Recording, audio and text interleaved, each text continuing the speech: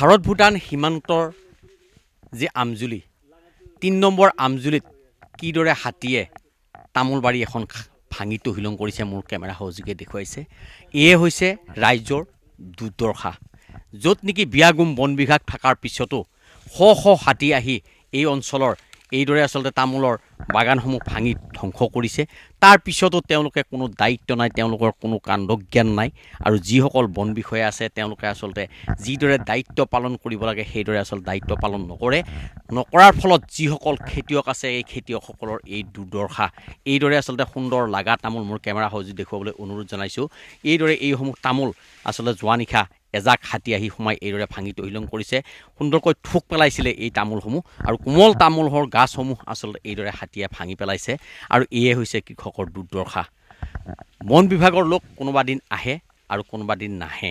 এয়ে হৈছে বন বিভাগ আৰু দুটা বা তিনিটা ফটকা ফুটাই তেওঁলোকে দায়িত্ব সামৰে আৰু মোৰ লগত এই তামোলবাৰীৰ গৃহস্থগৰাকী আছে তেওঁৰ পৰা মই পুনে পুনে জানিবলৈ চেষ্টা কৰিম এটা কথা ক'ব লাগিব যে প্ৰতিটো নিখাই এইদৰে আসলতে হাতী আহে আৰু হাতী আহি তেওঁলোকৰ যি এইদৰে আসল তামোলৰ গছসমূহ ভাঙি পেলাই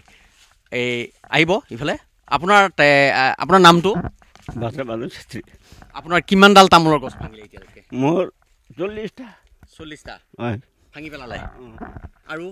ধান খেতি খাইছে কিমান খালে এনে 6 বিঘা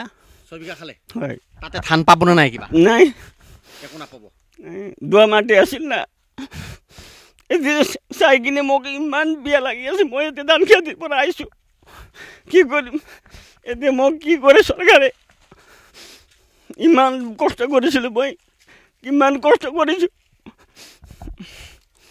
ইমান কষ্ট কৰি কিনে ৰাত বিয়ান কৰি ভালে খেতি কৰিছিলোঁ এতিয়া মই চাই কিনে এতিয়া কান্দো হৈছে মই কান্দি আছোঁ এতিয়া মনত বহুত দুখ লাগিছে এতিয়া ল'ৰা ছোৱালী কি খাব মোৰ এইটোৱে মোৰ চৰকাৰৰ পৰা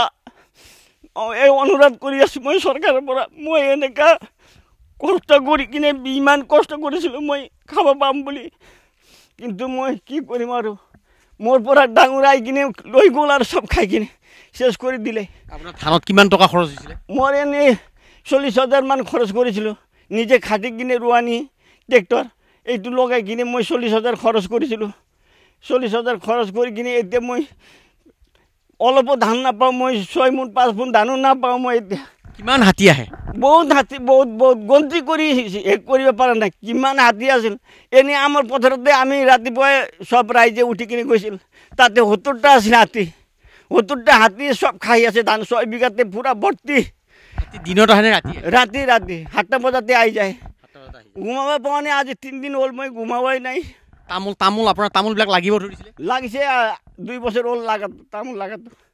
2 বছৰ হয় 2 বছৰ পৰা লাগি এয়ে হৈছে এইসকল কৃষকৰ দুৰ্দশা বুলি ক'ব লাগে এইদৰে আসলে এই তামোল বাৰীখনৰ সুন্দৰকৈ তামোল লহপহকৈ তামোলসমূহ লাগিব ধৰিছিলে আৰু তাৰপিছত কিন্তু যি হাতীয়ে এজাক হাতীয়ে আহি সেই আসলে তেওঁলোকৰ যি সপোনৰ যি তামোল বাৰীখন আছিলে সেই তামোল বাৰীখন তছনছ কৰি পেলালে আৰু যাৰ ফলত এইসকল কৃষকে এতিয়া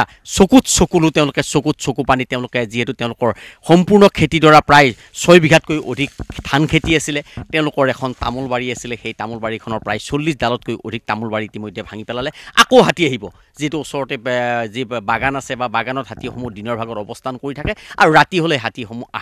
আহি এইদৰে বস্তি অঞ্চলত সোমাই পেলাই তেওঁলোকৰ তামোল বাৰীৰ পৰা আৰম্ভ কৰি ধাননি পথাৰলৈকে সকলো খাদ্য হিলং কৰে আৰু যাৰ ফলত এইসকল কৃষকে এতিয়া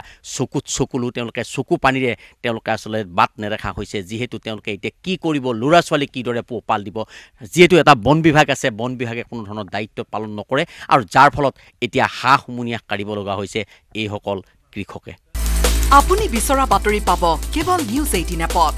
নিউজ 18 এপ ডাউনলোড কৰিবলৈ স্ক্যান কৰক এই QR কোড গুগল প্লে ষ্টৰতো পাব এই নিউজ 18 এপ